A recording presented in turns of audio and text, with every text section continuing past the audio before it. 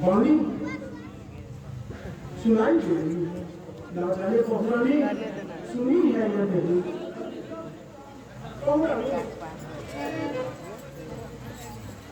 हे बहुरानी, ऐसा सुना क्या कुछ सुनाई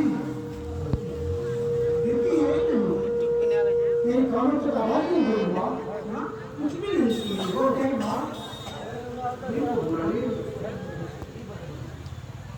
बहुरानी सुनो, कहे जो कहती हूँ मन को से सुनो बहुरानी माँ। हे बहुरानी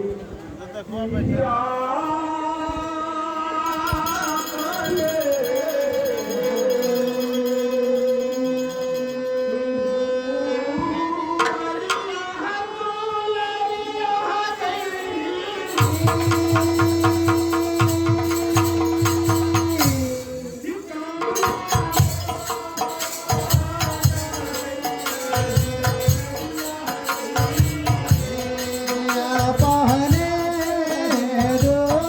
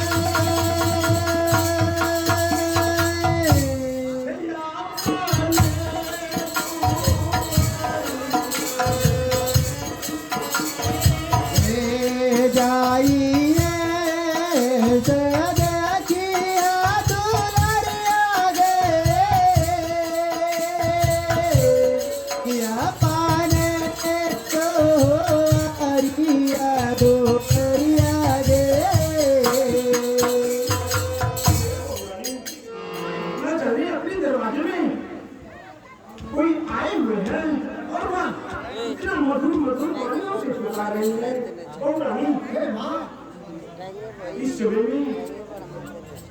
में जाइए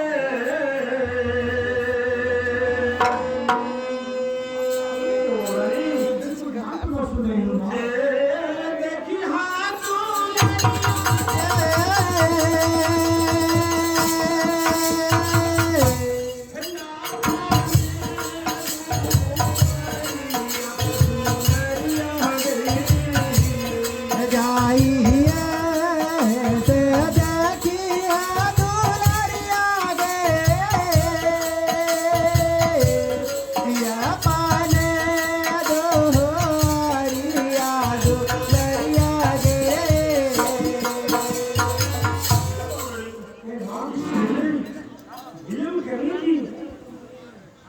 बातें नहीं तुम बहुत तेज में जाओ अपने दरवाजे में सुना चाहे वह कोई भी हो कोई काम से आए होंगे चाहे वह जिस काम से आए हैं उसे पूरी कर देना जैसे क्यों हो मैं वैसा ही करूंगी सासू माँ क्यों नहीं भवानी जाओ मैं बना रही सासू माँ आशीर्वाद ले